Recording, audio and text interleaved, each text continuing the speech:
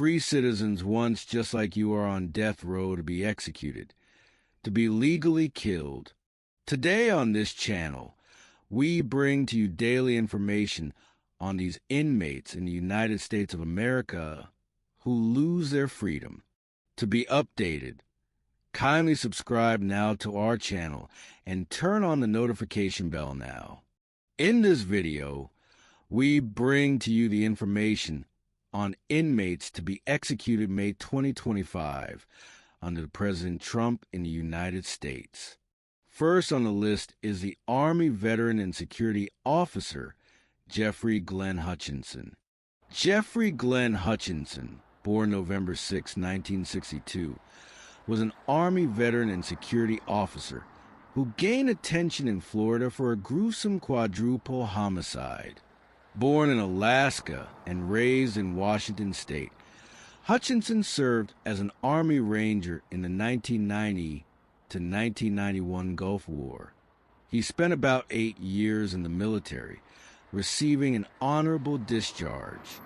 After his service, he worked a variety of jobs, including as a security guard at Providence Sacred Heart Medical Center in Spokane. Hutchinson married and had 2 sons, but his first marriage ended before 1998. By the late 1990s, he was divorced with custody of a young son, and his family and co-workers described him as a reliable, loving person who supported his child. After his military discharge, Hutchinson struggled with health issues linked to his wartime service. In prison and at trial, he was diagnosed with Gulf War illness, a chronic multi-symptom condition, and suffered post-traumatic stress disorder. Court records note that he experienced pain, memory loss, and insomnia from these conditions. His defense lawyers later argued that these illnesses, plus anger from chemical exposure, sarin gas, in Iraq, seriously impaired his judgment. Hutchinson himself became active in veterans advocacy, publicizing his belief that Gulf War illness had harmed him. However, he never received a dishonorable discharge. His military record was honorable, and no evidence showed substance abuse or criminal behavior prior to 1998. Victims and their relationship with Hutchinson. In the mid-1990s, Hutchinson began dating Renee Flaherty, who had 3 children from a previous marriage. Flaherty, 32 in 1998, and her children lived with Hutchinson in Crestview, Okaloosa County, Florida. The children were Jeffrey, age 9, Amanda, age 7, and Logan, age 4. According to family accounts, Hutchinson treated the children as his own. For example, a friend of Flaherty's family recalled Hutchinson promising, "I love your sister," after being asked to take care of my sister and her kids when the family prepared to move from Washington to Florida. Earlier, they had been living in Spokane and planned to relocate to Crestview in 1998. There is no indication that Hutchinson and Flaherty ever married. She had been separated from her husband, a serviceman in Alaska, by that time. The couple appeared to live together from 1997 until the killings in 1998. In the evening of September 11, 1998, Hutchinson and Flaherty had a serious argument at home. Hutchinson stormed out and drove to a local bar. The bartender later told investigators that Hutchinson was visibly upset and had said he was pissed off. Roughly 40 minutes after he left, someone made a 911 call from the house. In the frantic call, a male voice later identified as Hutchinson screamed, "I just shot my family. I love my family." Police and emergency personnel immediately responded. When officers arrived at the residence, they found Hutchinson lying dazed in the garage. The cordless phone was still in his hand and connected to 911. Nearby on a kitchen counter lay a 12-gauge Mossberg shotgun. Inside the home, officers discovered the bodies of Flaherty and her 3 children. Flaherty and 2 of the children, Logan and Amanda, were found in the master bedroom, and 9-year-old Jeffrey was found in the living room. Each victim had been shot once in the head, and Jeffrey had a second shot in the chest. Hutchinson himself had no physical injuries. However, forensic technicians found gunshot residue on his hands and human tissue on his clothing, evidence linking him to the shooting. All indications were that the killings were performed with the found shotgun. Hutchinson offered no resistance and was immediately arrested and taken to the Okaloosa County Jail. Court records and local news accounts indicate police handled the case swiftly. Investigators interviewed the bartender and Flaherty's family. Flaherty's mother was at the bar when the argument occurred, and Flaherty had called her earlier that evening to say Hutchinson had taken her car keys and left. She told the mother, "I don't know where he is. I want out." These details established motive and context. The sheriff's office and state investigators collected the shotgun and 911 recording. Witnesses, including the bartender, corroborated the timeline. The legal case against Hutchinson moved through state court under heavy publicity. An Okaloosa County grand jury indicted him on 4 counts of first-degree murder on October 5, 1998. Pre-trial motions and hearings stretched into 2000. Hutchinson dismissed 2 court-appointed attorneys, then was assigned new counsel who pursued an insanity defense. He even briefly announced he wanted to represent himself, a request later rescinded. In January 2001, Circuit Judge G. Robert Barron found Hutchinson competent to stand trial. The trial took place in Okaloosa County, Crestview, in early 2001. Hutchinson did not testify, but his defense called expert witnesses who described his Gulf War-related mental trauma and heavy alcohol use that night. Hutchinson himself insisted he was innocent. He blamed 2 unknown masked men who had broken in and committed the murders while he was gone. The defense theory was that these phantom assailants had killed the Flahertys. The prosecution argued the slayings were deliberate. In closing arguments, prosecutors told the jury that Hutchinson had motive, anger over Flaherty wanting to leave him, and opportunity. One witness, Renee's family member, testified. She told him she had enough. He left, came back and killed them. If he couldn't have her, no one else could. In fact, a brother of Flaherty said after the trial, there was something wrong with that man, echoing the prosecution's position that Hutchinson committed the murders in a jealous rage. After deliberations, the jury on February 2001 convicted Hutchinson on all 4 counts of first-degree murder. The verdict was unanimous. At sentencing, the judge imposed life in prison for the murder of Renee Flaherty. Her killing carried no death penalty under Florida law because she was not a minor or law enforcement, and death sentences for each of the 3 children's murders. Judge Barron formally entered the death verdict on March 2nd, 2001 court records and set execution procedures. In court at that time, Hutchinson quietly maintained he had been framed, saying only, "I did not kill Renee and the kids," report from the sentencing hearing. Hutchinson was charged in October 1998 with 4 counts of premeditated murder. He twice changed lawyers, sought an insanity defense, citing PTSD and Gulf War illness, and at one point declared he would represent himself. These delays pushed the trial from 1999 into 2001. A January 2001 hearing found Hutchinson mentally fit for trial. Hutchinson claimed that intruders killed the family. His lawyers noted his Gulf War trauma and reported intoxication. The jury rejected his innocence claim and found him guilty on all charges. The court imposed life imprisonment for Flaherty's murder and death sentences for each child's murder. Appeals and Hutchinson's case then entered a long appeals process. Over the next 2 decades, he filed many motions and appeals, most on grounds of new evidence, ineffective counsel, or mental illness.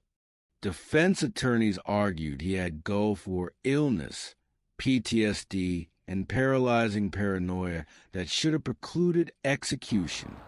They pointed to alleged investigative lapses, e.g. forensic issues, 911 audio, and the fact that Hutchinson's lawyers at trial had little capital case experience. In 2000, the Florida Supreme Court affirmed the conviction and sentences. Its written opinion noted each issue raised by Hutchinson. Hutchinson continued federal and state appeals. In 2020 to 2022 Florida courts reviewed his claims of new evidence. In late 2022, the state Supreme Court denied relief, finding no basis to overturn the verdict. An appeal to the U.S. Supreme Court was also declined. By early 2025, all normal appeals were exhausted. In late April 2025, Hutchinson's lawyers made one final bid. They claimed he was now delusional, refusing to accept guilt, and therefore incompetent under Ford v. Wainwright to be executed. On April 27, 2025, Bradford County Circuit Judge James Cowell rejected that claim, ruling that Hutchinson understood the punishment and was legally sane. Throughout these years, Hutchinson consistently maintained his innocence. He had long accused the authorities of cover-up, even alleging a government conspiracy to silence his veterans' health activism. Court records show the jury had found him feigning delusions. The judge wrote, "Hutchinson's purported delusion is demonstrably false." A family member noted that Hutchinson himself never admitted guilt to them. The legal steps in the final months were: the state requested execution warrants, and on March 31st, 2025, Governor Ron DeSantis signed Hutchinson's death warrant. This was despite a last-minute state court motion still pending. The death warrant set May 1st, 2025 as the execution date at Florida State Prison, Rayford, to be carried out by lethal injection. Hutchinson's execution proceeded as scheduled. On the evening of May 1st, 2025, witnesses watched as state personnel prepare the injection. At 7:51 p.m., Hutchinson was escorted into the execution chamber. According to reports, Hutchinson showed no outward distress. He gave no final statement. As the drugs took effect, a sedative, a paralytic, and then a heart-stopping agent, observers noted that his legs trembled sporadically and he mumbled briefly, but he remained conscious for a few minutes. The entire procedure lasted about 15 minutes. At 8:15 p.m., the attending physician pronounced Jeffrey Hutchinson dead. The U.S. Supreme Court had rejected his final appeal just hours earlier, so no stays intervened. According to Florida officials, he was the 4th person executed in the state in 2025. A 5th execution was already scheduled 2 weeks later. In Okaloosa County, the slain family's relatives expressed relief that justice had been carried out, but sorrow as well. Renee Flaherty's brother, Darren Johnson, issued a statement after the execution. "Justice was done, but the family's pain will never end," he said. "Not a day goes by that we don't think about the loved ones that were taken from us," Johnson added. Other supporters of Flaherty's family thanked law enforcement and the court for a fair trial. Flaherty's own mother, who had given an interview to police in 1998, was unavailable for comment. Hutchinson's relatives and supporters. On the opposite side, some of Hutchinson's extended family and veteran advocates continued to champion his cause. Hutchinson's niece Natalie, who grew up believing her uncle was wrongly convicted, argued publicly that flaws remained in evidence. For years, a small group of veterans had lobbied the governor for clemency, calling Hutchinson's case a tragedy of war, and say his mind had been a casualty of Gulf War service.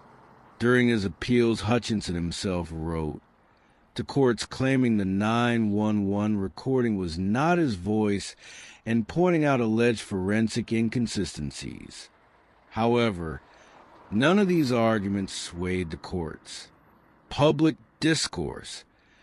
Media coverage noted that Hutchinson's execution highlighted two ongoing issues in Florida. First, the state has been notably active in carrying out death warrants. Hutchinson was Florida's fourth execution in 2025. And second, the case drew attention to the impact of combat-related trauma on criminal cases. Many news accounts emphasize Hutchinson's Gulf War service and his illness, describing him as an Army combat veteran whose Gulf War experience triggered severe mental problems.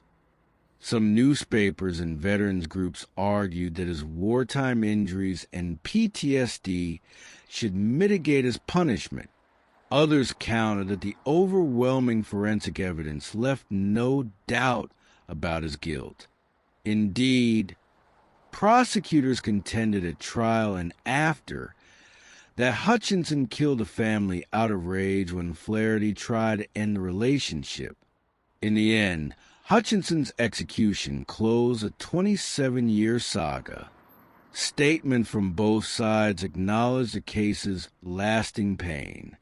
The Okaloosa community marked the execution without incident, and Hutchinson's last hours were followed quietly by media and a few protesters, including a veterans group, outside the prison gate. In Florida's capital and among death penalty observers, the case prompted discussion over how the justice system handles mentally damaged veterans. But legally, the courts treated Hutchinson's guilt and sanity as settled, concluding that whatever his war injuries, he was responsible for the 1998 killings. Second on our list is Matthew Johnson. Matthew Johnson was born in Houston in the late 1980s into a troubled family. His mother struggled with addiction and held down multiple low-wage jobs, while Johnson's father was largely absent after early childhood. As a boy, he was often moved between relatives' homes in the city's poorer neighborhoods, attended underfunded public schools, and never graduated high school. Neighbors remembered a quiet child who turned inward under the weight of family chaos. By his early teens, Johnson was in and out of juvenile detention for shoplifting and truancy. He began using drugs, first alcohol and marijuana, then methamphetamine, to escape his reality. School records later showed concerns about violent outbursts and deep depression. Mental health professionals eventually diagnosed him with bipolar disorder and post-traumatic stress stemming from childhood abuse. Yet Johnson never received sustained therapy or medication. By his early 20s, Johnson had accumulated a growing criminal record. He had served short jail stints for burglary, possession of stolen property, and driving violations. Prison officials later noted he was a cooperative inmate, but increasingly hostile when confronted. According to his defense team's later filings, Johnson had endured severe trauma as a child, including domestic violence in his household, which contributed to his volatile temperament. Outside prison, he hopped between dead-end jobs and lived in transient apartments. Friends recalled that during this period he was charismatic but paranoid, often talking to himself or fixating on religious themes. His drug use intensified. By 2016, Johnson was deeply addicted to meth, using daily to manage his paranoia. Despite this, he sometimes attended church and volunteered locally, hinting at a flicker of good inside him. James Jimmy Brown was the kind of person who greeted everyone with a smile. A lifelong Houstonian, Brown had worked as a convenience store clerk for over 20 years. He was in his mid-40s, a married father of 2 high school-age sons, and known in his Northeast Houston neighborhood for helping coach a youth football team and feeding the homeless on weekends. Colleagues described him as honest, kind, and soft-spoken. His wife, Maria, said he loved country music and backyard barbecues, and would often stay late cleaning the store rather than turn any customer away. Jimmy Brown's close-knit family, a widow named Maria and sons Marcus and Elijah, said he took pride in providing for them. Every morning he kissed Maria before his night shift, bragging about sending her on a weekend trip with his paycheck. The Brown family home was modest but warm, with photos of vacations and baseball trophies lining the hallway. In the months before his death, Brown had even discussed retirement plans, dreaming of moving to a quiet town in East Texas. Neighbors recalled Jimmy for his generosity. If someone was short of the register, he quietly gave them his own money. His sudden violent death in 2017 devastated the community. A memorial raffle in his honor raised thousands for the son's college fund, and the corner store where he was killed became covered with cards, flowers, and police candles for weeks after. On the night of March 11 to 12, 2017, Matthew Johnson set in motion the chain of events that would end both his and Jimmy Brown's lives. In the late hours of March 11, Johnson, high on meth and feeling the pressure of mounting debts, drove to a 24-hour convenience store where Brown worked the night shift. Surveillance footage later revealed Johnson parked outside the Lucky's Mart, a small corner store on the city's north side, around 2:45 a.m. He sat in his car for a few minutes, necking another swig of energy drink from a can, then stepped out carrying a gallon jug of bleach concealed in a plastic bag and a small butane lighter clipped to his belt. A clerk closing the store at closing time remembered noticing a suspicious car idling in the lot, but did not report it. At about 2:57 a.m. on March 12th, Johnson walked to the front door of Lucky's Mart. Brown was behind the counter, counting inventory. Fluorescent lights buzzed overhead, and country music played softly from a radio behind the register. Johnson approached quietly. According to the store's surveillance video and later witness accounts, he immediately thrust Brown into a scuffle. Johnson yelled, "Give me the money," as he brandished the bleach bottle and lighter. A customer who had lingered near the coffee machine ducked behind shelves when Johnson barged in, but did not see the struggle clearly. Brown complied at first, opening the cash drawer as Johnson demanded. He handed Johnson a few bills. Johnson then surprised the clerk by slamming the bleach bottle on the counter and flipping on a lighter. Brown backed away, coughing as the bleach's fumes mixed with the lighter fluid that had apparently been siphoned from the jug Johnson had concealed. In panic, Johnson lifted the lighter and struck a match, tossing it. Within moments, a fireball erupted on the counter, spraying flames and smoke between the register and Brown. Screams filled the tiny store as Brown desperately slapped at his face and arms. Johnson grabbed a handful of bills and dropped the bleach bottle as he bolted out the door. A security alarm in the store wavered in the smoke-filled air. By 3:02 a.m., bystanders called 911. Houston police and firefighters arrived minutes later to find Brown lying on the tile floor in severe pain and burns, still conscious but coughing up blood. The store's plexiglass counter was scorched, and fingerprint dust later revealed Johnson's prints on the cash drawer and the discarded bleach jug. Smoke lingered in the store well after Brown was carried out on a stretcher. Firefighters put out small flames around the counter. A co-worker who lived nearby responded to Brown's panicked final phone call, arrived in time to see paramedics loading him into an ambulance. 2:55 a.m., Johnson arrives at Lucky's Mart, parks his car outside.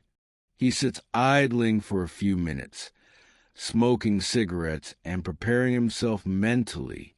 2:57 a.m., Johnson enters the store carrying a jug of bleach and a lighter. He immediately confronts Jimmy Brown, demanding cash. 2:58 a.m., in the struggle over the cash drawer, Johnson places bleach on the counter and ignites it. A flame billows. Brown is engulfed and cries out in agony. 2:59 a.m., Johnson flees the store with stolen bills. A startled customer escapes out the side exit and dials 911. Smoke alarms blare in the empty store. 3:05 a.m., police arrive as paramedics treat Brown. Brown is badly burned but alive. He is rushed to nearby Ben Taub Hospital in critical condition. 3:10 a.m. Firefighters extinguish the small fire in the store. Investigators secure the scene, noting Johnson's fingerprints on the register and bleach bottle. 3:30 a.m. Police canvass the neighborhood. A witness, a neighbor who heard gunshots. Some said it sounded like a bang, others like a propane tank exploding. Describes the fleeing vehicle, a gray sedan with a broken taillight. Morning, March 12th. Brown survives just long enough to whisper, "I love you," to his wife on the phone before losing consciousness. He dies a few hours later in the hospital, declaring everyone's name in his final moments. Detectives immediately treated Brown's death as an attempted robbery turned murder because the store's exterior light and parking lot were well lit. Neighbors recalled seeing Johnson's distinctive sedan speeding away at full throttle. That detail, along with the license plate fragments from the taillight, directed the police to several suspects. The Houston PD Homicide Unit, led by Detective Sandra Mitchell, began sifting through video evidence. Lucky's Mart had interior surveillance cameras. Investigators obtained recordings. They showed a tall man with a shaved head and a distinctive neck tattoo entering the store at 2:57 a.m. and leaving in haste less than a minute later. A parking lot security camera also picked up the license plate of Johnson's car as he left. Detectives ran the tag and found it was registered to 35-year-old Matthew Johnson. Johnson had prior misdemeanor records, making him known to officers. Within 24 hours, they had a photo lineup and distributed a still image from the video to patrol units and news media. Meanwhile, forensic specialists processed the scene. They found Johnson's fingerprints on the cash register on the bleach jug, and even smudged on a packet of cigarettes Brown had thrown in Johnson's direction. A charred match and lighter were recovered from the floor near the counter. Brown's bloody fingerprints on the bleach jug suggested a struggle over the canister. At the hospital, technicians took tissue and clothing samples from Brown. Toxicology later confirmed heavy bleach and meth residue in Johnson's blood, implying he'd been both high and handling bleach. Investigators concluded the murder weapon was Johnson's vicious use of fire, intensified by the bleach and lighter fuel. Detectives also received a key tip. A co-worker of Johnson's from a previous job recognized him in the news images and recalled Johnson bragging after hours at a bar that he had something big planned that weekend. This witness told police that Johnson had been acting erratically and mentioned needing money for drugs. With this tip, police obtained a warrant to search Johnson's apartment. There they found more incriminating evidence. The same lighter fluid bottle, now partially empty, matching the one seen in surveillance, a blood-stained shirt in the trash, and a spent 9mm shell casing that matched the box Brown used. Though no gun was found, ballistics confirmed it was from Johnson's registered firearm. Johnson was arrested on March 15, 2017, without incident at a relative's house. During interrogation, he initially denied intent to kill, claiming he only meant to scare Brown, but broke down when confronted with the video footage. By the end of the week, Johnson was formally charged with capital murder. Johnson's trial opened in October 2018 in a Houston courtroom packed with jurors and onlookers. The prosecution's case was straightforward but gruesome. Deputy District Attorney Elena Soto presented hours of surveillance video to the jury, showing Johnson flicking the match and Brown's immediate suffering. Forensic experts testified about the matching fingerprints, the forensic evidence of accelerant on Brown's clothes, and the confirmation that Johnson's car had fled the scene. Maria Brown, Jimmy's widow, delivered a chilling impact statement. She described how she received her dying husband's phone call, his last words to her, and how the entire family had been shattered. A fire department emergency responder described pulling Brown from the flames, emphasizing how severe the burns had been. In his opening statement, Johnson's defense attorney, Mark Kim, conceded that Johnson had been at the scene and had stolen money, but argued Johnson did not intend murder. Kim painted Johnson as a deeply troubled man. He called childhood teachers, a mental health counselor, and friends who described Johnson's bouts of schizophrenia like paranoia and addiction. One psychiatrist testified that at the time Johnson arrived at Lucky's Mart, he was in the depths of a meth-induced psychosis, unable to appreciate the consequences of his actions. Another witness, Johnson's former counselor, discussed his bipolar diagnosis and history of abuse. The defense also allowed Johnson's estranged sister to testify by phone. She wept as she recounted Johnson's unstable upbringing, and that he often heard voices telling him to act or promising salvation. Prosecution countered these claims aggressively. ADA Soto argued that regardless of Johnson's mental state, he had intentionally brought the bleach and lighter, planning to rob the store. She pointed to the ring Johnson snatched from Brown as evidence of theft, and the slow-motion video of Johnson watching the flames grow as proof of his intent. This defendant deliberately lit Mrs. Brown on fire, Soto told the jury. He knew it would kill her. Johnson himself did not testify, but during cross-examination, Soto read a snippet from his confession to police where he admitted he lost it when Brown fought back. Under pressure, Johnson had reportedly said, "I didn't mean to kill him," but the prosecutor contrasted that with his calm expression on videotape after the match went down. After a 2-week trial, the jury deliberated for just one day. In a somber courtroom, the jury returned a unanimous guilty verdict of capital murder.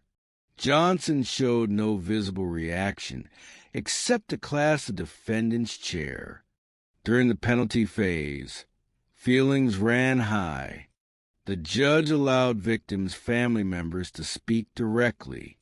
Maria Brown gave a tearful statement. "Jimmy was my rock," she said, voice shaking. "You took everything from us."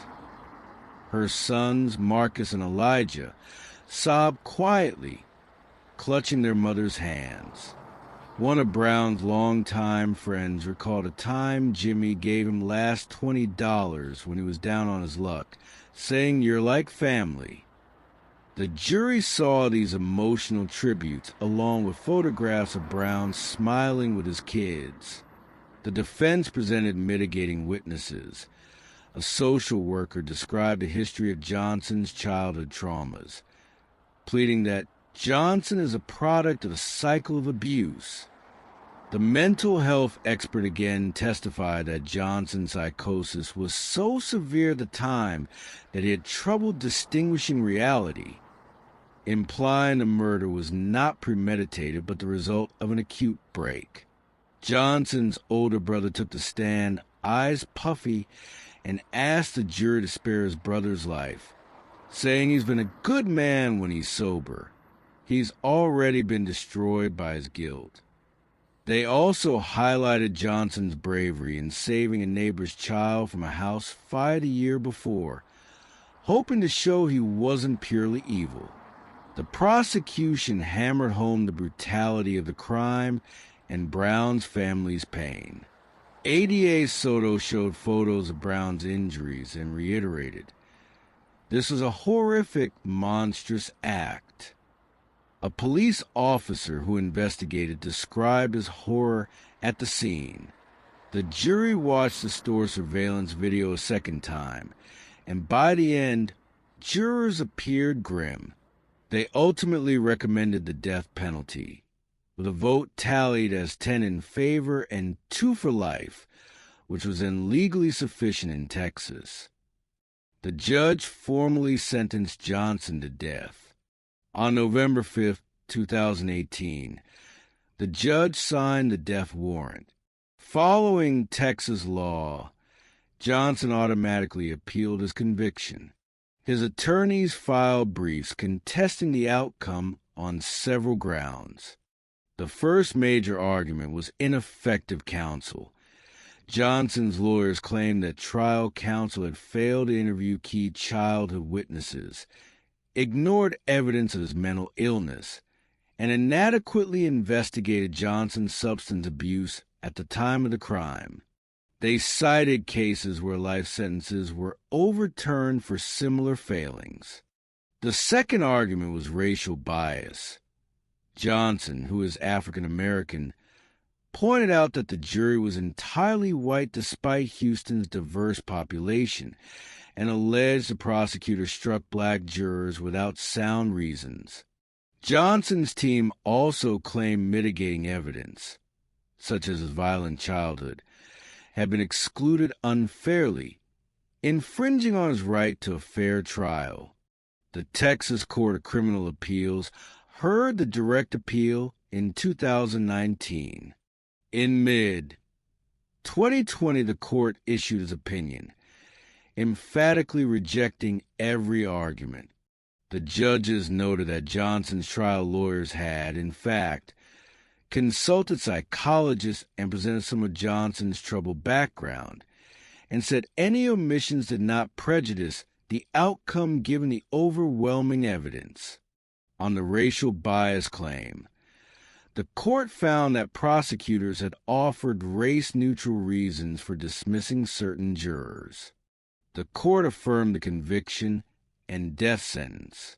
Unwilling to give up, Johnson's attorneys filed a state habeas corpus petition in late 2020, raising many of the same issues plus new affidavits.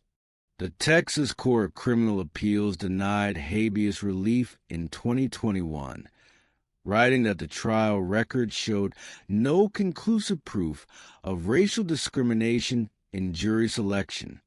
Then came federal court. In January 2022, Johnson filed a petition for a writ of habeas corpus in the U.S. District Court, restating the ineffective assistance and civil rights claims. Federal magistrate judges held evidentiary hearings in summer 2022. The defense presented a social worker and an expert on juvenile trauma, as well as a juror who said she felt pressure to agree with the majority.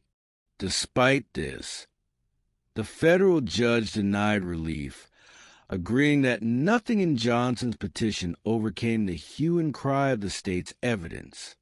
The case went to the Fifth Circuit Court of Appeals in 2023. In April that year, a three-judge panel upheld the Texas court's decisions, finding no clear error. The Fifth Circuit noted that Johnson's videotaped actions at the crime scene indicated his intent, and that counsel performance had been reasonable. The panel specifically rejected the argument that Johnson's mental illness excused his culpability, noting Texas law required proof he was legally insane at the time, which was not claimed on appeal. Finally, Johnson petitioned the U.S. Supreme Court for certiorari in late 2023, arguing for review on the grounds of the jury unanimity issue and racial bias. On March 1, 2024, the Supreme Court declined to hear the case. By that time, the court had just begun requiring unanimous juries in death penalty cases for future cases, but this did not apply retroactively to Johnson's trial. In early 2025, Johnson asked the Texas Board of Pardons and Paroles for a commutation of his sentence, citing his tortured childhood and deteriorating mental state on death row. The board held a clemency hearing where his mother and various advocates spoke on his behalf. The district attorney's office warned the board not to overturn a jury's decision. On May 5, 2025, the board and Governor Greg Abbott denied the request.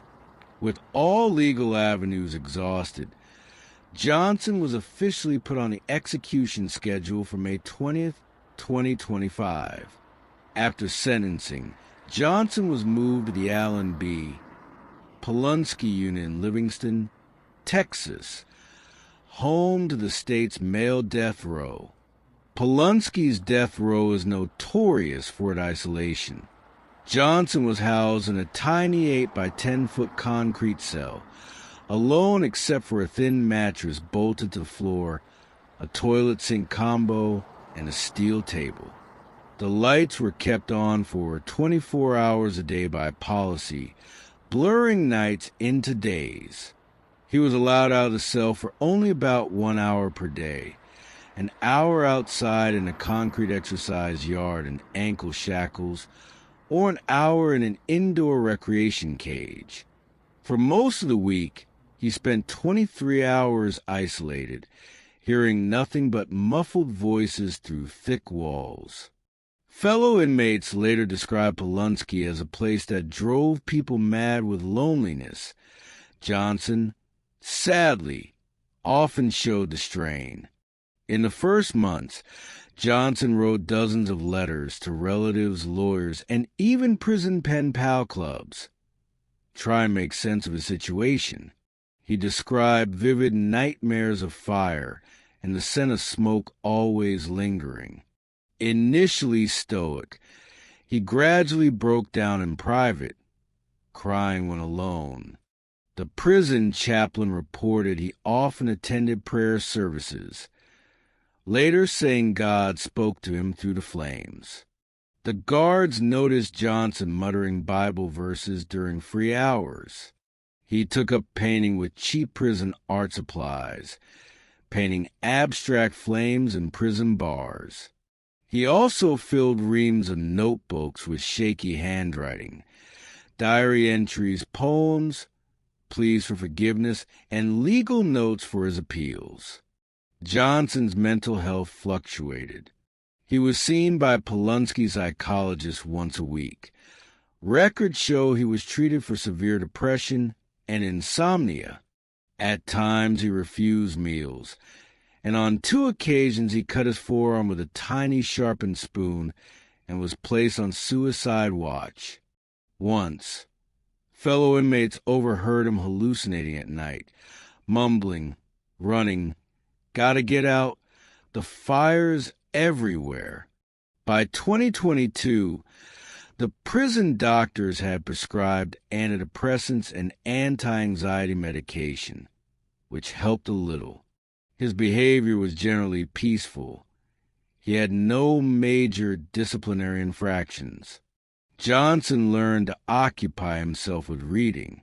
He earned a GED through the prison education program in 2019 and took classes in art and correspondence law courses. At appeals hearings, Johnson occasionally appeared remote, staring blankly. He maintained his innocence of intentional murder, saying over the years, "I don't deny what happened. I just wish I hadn't been so sick that night." Behind the plexiglass of attorneys' visiting rooms, he talked quietly with lawyers about childhood trauma more than the crime. In 2023, his attorneys released a statement quoting his own words, "I was a child when this started. I never had a chance to be a child of normal age, schooling, or treatment. I've been a killer and a martyr in my head for years now." Surprisingly, Johnson became something of an articulate voice on prison conditions. His letters to reporters at the Houston Chronicle, published with permission in 2024, decried the solitary confinement on death row. He wrote of the echoing silence and how men on death row were left for 23 hours alone with only their guilt. These letters caught the attention of one activist group, which held a small vigil outside Polunsky in late 2024, briefly calling for clemency on grounds of Johnson's mental state. But for every advocate, there were many who saw him only as a cold-blooded killer. By spring 2025, the execution date loomed. On April 23rd, national news noted Johnson's pending date. Death penalty reporters in Texas ran stories on him, though they did not mention Brown's name. In Houston, local TV interviewed family members. Maria Brown said the death warrant felt like justice finally coming. Johnson's mother, Rosa Johnson, held a press conference pleading for mercy, saying her son had never hurt anyone like this intentionally and needed treatment, not death.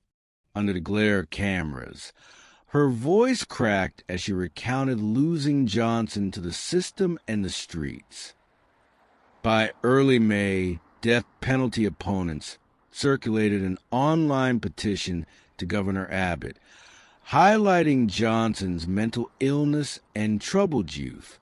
Police and prosecutors, by contrast, quietly prepared for the execution, emphasizing it was a lawful sentence for a heinous crime. In the 2 weeks before May 20th, prison officials followed the grim routine. Johnson was transferred to the Huntsville unit, where the death chamber is located, around May 15th. There, on death watch, his daily schedule was reduced. No phone calls, only brief final visits. He met privately with his attorneys one last time, reviewing every detail of the lethal injection process. A chaplain offered spiritual counsel, and Johnson, who had identified as Catholic earlier in his life, participated in morning and evening prayers. He had received communion and confessed to a priest on May 18th. Media reports noted that Johnson had declined a special last meal, settling for the standard grilled chicken, green beans, and cornbread he was served at Polunsky. His final official statement, hand-delivered to the warden through an attorney, read simply, "I am sorry for the pain I caused. I was not myself that day. I have accepted my fate. Please watch over my mother and family." Investigative reporters mentioned that Johnson requested a final handshake from his lawyer, as Texas does not allow last verbal words in chamber. Meanwhile, outside Huntsville, reactions were muted but poignant. A small group of activists gathered across the street from the prison, holding signs that read, "A broken childhood does not equal a death penalty." They prayed quietly and sang hymns. A few residents of Brown's neighborhood in Houston held a candlelight vigil in his honor, friends and family reciting Brown's favorite Bible verses. Local media interviewed Maria Brown and her sons by phone. Marcus, now 16, said he forgives Johnson but will never forget what he did. Jimmy's younger son simply asked, "When will Daddy be home?" A question that the family said gives them strength to move on. On the afternoon of May 20th, Matthew Johnson is scheduled to be brought into the execution chamber and strapped to the gurney. Warden Peter Dunning is expected to announce, in a measured tone, that all clemency efforts have failed and that the sentence will be carried out. If the execution proceeds, Johnson will likely lie staring at the blank ceiling above the sealed chamber, his face pale but composed.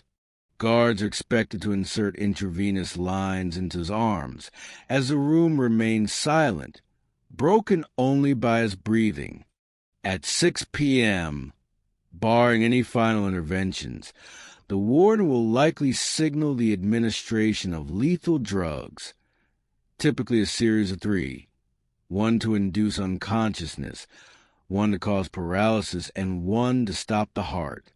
Should the process proceed as scheduled, Johnson's breathing would slow, his eyes would close, and he would become still. Observers and witnesses will await confirmation from the attending physician, who would then declare the time of death. The state of Texas has not executed Johnson yet, but his case has already sparked debate. The Brown family, whose lives were upended by the 2017 tragedy, have expressed no desire for vengeance and have instead called for peace. Maria Brown has stated that she wished the system had shown more compassion to Johnson, noting that a different outcome might have been possible had more support been available. Meanwhile, Johnson's remaining family have largely stayed out of the spotlight. Choosing to grieve in private, advocates of the death penalty argue that Johnson's case shows the system's rigor, that every appeal was heard and due process followed.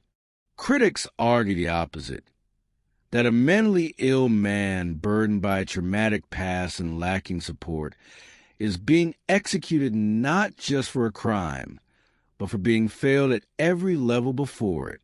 For residents of Houston's North Side, the pain of that early morning in March 2017 still lingers. Jimmy Brown's sons have grown up in the aftermath. Marcus, now 18, has taken a part-time job at the same convenience store where his father once worked, serving familiar faces who still remember the kind man behind the counter. Next is Oscar Franklin Smith. Oscar Franklin Smith, a 74-year-old death row inmate in Tennessee, is currently scheduled to be executed on May 22, 2025, for the brutal 1989 triple homicide of his estranged wife, Judith Robert Smith, and her two teenage sons, Chad and Jason Burnett. His execution, if carried out, will be the culmination of more than 3 decades of legal battles, controversial forensic claims, and persistent assertions of innocence that have kept this case alive in the public eye and among legal reform advocates. On the evening of October 1st, 1989, the quiet, working-class neighborhood of Lutie Street in Nashville was rocked by the discovery of a horrific crime. Inside a modest brick home, authorities found the bodies of 35-year-old Judith Robert Smith and her sons, 16-year-old Chad, and 13-year-old Jason. The scene was chaotic and brutal. Judith had been shot once in the neck and stabbed multiple times. Chad had been stabbed and shot twice in the head. Jason, the youngest, was also stabbed repeatedly and shot once in the head, execution style. The violence shocked even seasoned detectives. The layout of the scene suggested a deeply personal motive. There were no signs of forced entry and nothing had been stolen, quickly ruling out burglary as a motive. Within hours, investigators began focusing on Oscar Smith, Judith's estranged husband and a man with a troubled history. Oscar and Judith had separated months earlier after a turbulent relationship marred by emotional abuse and reported threats. At the time of her murder, Judith had been taking steps to formally end the marriage. Court records show that she had recently filed for divorce and had sought an order of protection after alleging that Smith had threatened her life and stalked her. She had confided in friends and co-workers about her fear that Oscar might harm her. Financial conflict was also a factor. Smith, a machinist by trade, had been struggling with mounting debts and resented paying support for children he did not biologically father. Judith, a secretary at a local insurance agency, had reportedly told co-workers that Oscar was furious about the divorce proceedings and was losing control. The central piece of forensic evidence in the case was a bloody palm print found on the handle of a knife recovered from the scene. A forensic analyst at the time testified that the print matched Oscar Smith's right palm. Additionally, investigators found a .38 caliber revolver, the same caliber used in the murders, hidden in a storm drain several blocks away. The gun was unregistered and could not be directly linked to Smith through ballistics or ownership, but prosecutors argued the timing and location were too convenient to be coincidence. At trial, the prosecution presented a theory of calculated rage, that Oscar Smith entered the home late that Sunday evening, murdered Judith during an argument, and then methodically killed both boys to eliminate witnesses.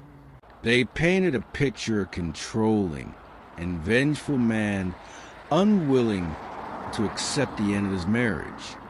The defense argued that the palm print could have been left days or even weeks before the murders, during one of Smith's visits to the house while he was still living there.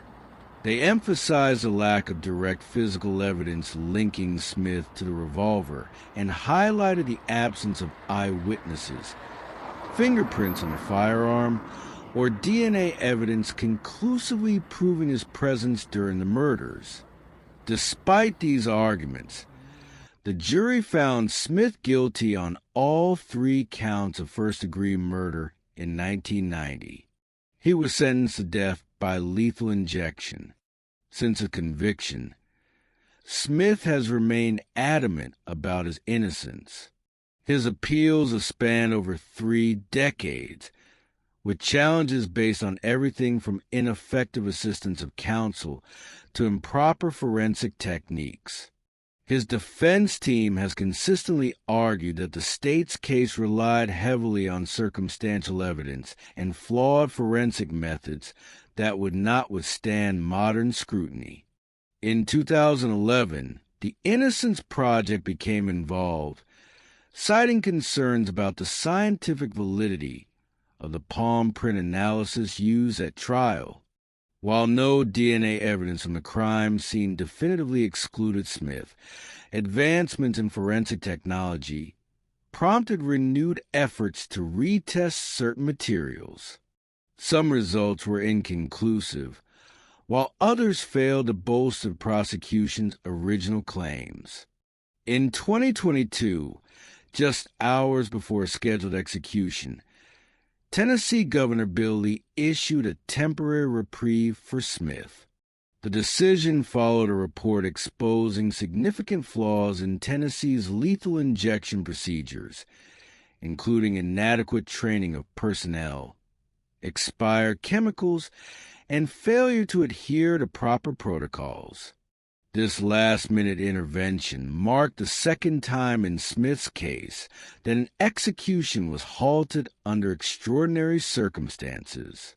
Despite past delays, Tennessee Supreme Court has now reinstated the execution for May 22, 2025, prompting renewed urgency from Smith's legal team and activists concerned about wrongful executions.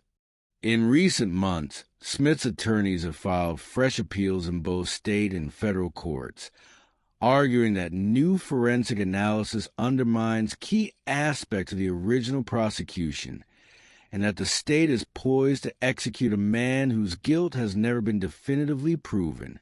Supporters of Smith point to the broader implications of his case. They highlight the risk of executing an individual based on circumstantial evidence, and they emphasize the importance of revisiting convictions from the pre-DNA era, especially when modern science has the potential to shed new light.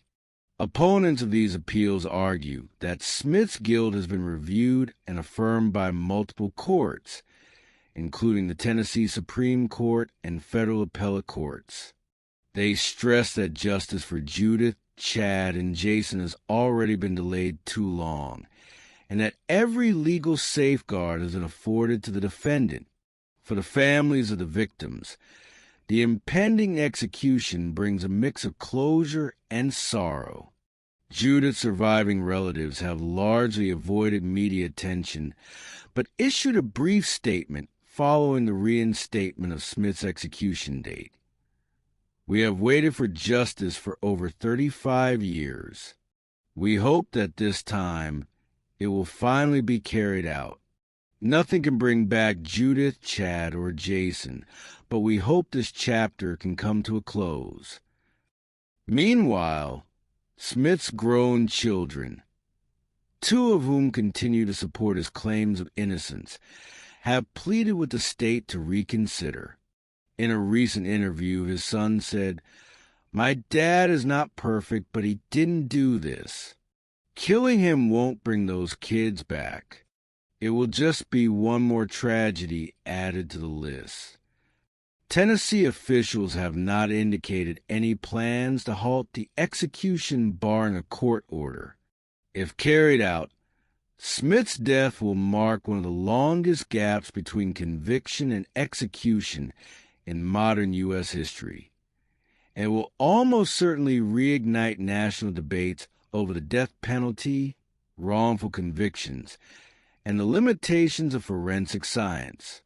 As of early May 2025, Smith remains on death row at Riverbend Maximum Security Institution in Nashville, awaiting a final decision that may determine whether he lives or dies.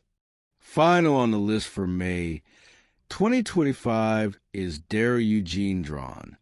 Daryl Eugene Drawn, a death row inmate at Louisiana State Penitentiary in Angola, is scheduled to be executed on May 28, 2025, for the heinous and deeply disturbing murders of 2 women in Shreveport, Louisiana. His case spans more than 2 decades and is filled with chilling violence, legal complexities, and unresolved questions surrounding mental health, trauma, and the fairness of capital punishment in the modern American justice system. On the night of November 20th, 2003, Shreveport was rocked by a sequence of events so horrific that it left scars on the community that never fully healed. According to investigators, Drawn, then 29 years old, was high on a mixture of methamphetamine and alcohol when he entered Wilcomart, a small convenience store located in the Moortown neighborhood. Inside was Linda Wilkerson, a 47-year-old cashier known in the community for her kindness and warm smile. She was working a routine late shift, unaware of the danger that was about to enter the store. Surveillance footage showed Drawn walking in just before 10:30 p.m., pacing around the aisles for several minutes before approaching the counter. He appeared agitated and incoherent. What began as a robbery quickly escalated into a sadistic attack. Drawn pulled a knife from his waistband and forced Wilkerson into the storage room. What happened next was later detailed in horrifying forensic testimony. Wilkerson was bound with duct tape, sexually assaulted, and then strangled.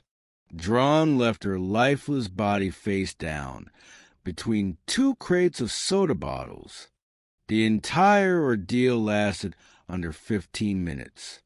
He left the store with $94 and a carton of cigarettes. Only a few hours later, at approximately 1 a.m., Drawn targeted his second victim, Doris Jackson, a 74-year-old widow who lived alone in a modest brick home on the city's west side. Investigators believe Drawn had seen her earlier that week while panhandling in the area. He broke into her house through a back window. Jackson, who was in bed, was awakened by the sound of breaking glass. She was attacked with ferocity that even seasoned detectives found difficult to describe. Drawn stabbed her more than 25 times and left deep bruises across her body. She was still alive when he fled the scene, but died hours later from blood loss and internal injuries. Her granddaughter discovered the scene the following morning and immediately called police. Shreveport detectives quickly began connecting the dots. The surveillance footage from Wilcomart circulated through local media, prompting several tips. A former acquaintance of Drawn called police after recognizing him in the footage. Investigators also found a bloody shirt and a cigarette pack near Jackson's residence, both of which tested positive for Drawn's DNA. Drawn was arrested on November 24th, 2003, just 4 days after the attacks. During interrogation, Drawn initially denied involvement, but eventually gave a confession that police described as eerily emotionless. He claimed he didn't remember everything, but admitted he was probably the one responsible. His statements were riddled with inconsistencies and suggested deep psychological instability. In 2005, Drawn stood trial in Caddo Parish for the murder of Linda Wilkerson. Prosecutors sought the death penalty, arguing that Drawn was a dangerous predator who showed no remorse. They presented DNA evidence, fingerprints, surveillance footage, and his confession. They also called a forensic pathologist who testified to the sheer brutality of the assaults. The courtroom was reportedly so tense during the autopsy descriptions that several jurors looked away. The defense, meanwhile, tried to paint a different picture. Drawn's attorneys argued that he had a long, documented history of mental illness dating back to his teenage years. Born into poverty and raised in a home filled with violence, Drawn reportedly witnessed his father shoot his mother when he was 9. He began using drugs by age 13 and was diagnosed with bipolar disorder and PTSD before he turned 18. Defense psychologists testified that at the time of the murders, Drawn was likely in a drug-induced psychotic state with diminished capacity for rational decision-making. Still, the jury deliberated less than 2 hours before returning a verdict of guilty on all counts. He was sentenced to death for the murder of Wilkerson and received life without parole for the killing of Doris Jackson in a subsequent trial the following year. For nearly 20 years, Drawn's legal team pursued appeals through state and federal courts. They argued that his original trial counsel failed to properly present his mental health history, and that the jury was not fully informed about his childhood trauma or brain damage discovered in later MRIs. Multiple appeals focus on claims of ineffective assistance of counsel, prosecutorial misconduct, and questions about whether Drawn was competent to be executed. In 2015, a federal judge briefly stayed his execution to allow for a mental health reevaluation. Psychiatrists determined that although Drawn suffered from severe psychiatric disorders, he understood the nature of his punishment, making him eligible for execution under Louisiana law. Despite these findings, his legal team continued to press for clemency, citing new evidence of severe neurological impairment and a lack of access to rehabilitative treatment while incarcerated. In February 2025, Louisiana Attorney General Richard Gallo announced that the state would move forward with Drawn's execution, setting the date for May 28, 2025, at Louisiana State Penitentiary in Angola. If carried out, it would be the state's first execution since 2010. The announcement sparked both support and controversy. Victims' families, particularly those of Linda Wilkerson and Doris Jackson, expressed relief that justice would finally be fulfilled. Linda's son, Terrence Wilkerson, said in a statement, "We've waited more than 20 years. My mother's last minutes on earth were filled with terror. We'll never forget that." But anti-death penalty activists, civil rights groups, and mental health advocates renewed their calls for clemency. They pointed to Drawn's history of abuse, untreated mental illness, and addiction as evidence that he should be spared execution. A small but vocal protest was planned outside the governor's mansion in Baton Rouge, led by organizations calling for a reevaluation of all Louisiana death row cases involving claims of mental illness. Drawn, now 51, remains in solitary confinement. In a recent statement released through his attorney, he expressed remorse for his crimes, but said he still struggles to understand who he was at the time. "I don't expect forgiveness," he wrote, "but I was not in my right mind when I did those terrible things. I've lived with that pain every day since." As the execution date nears, The case of Darrell Drawn continues to stir debate across Louisiana. To some, his death represents justice finally delivered. To others, it's a stark example of a system that condemns deeply broken people without truly addressing the roots of their violence.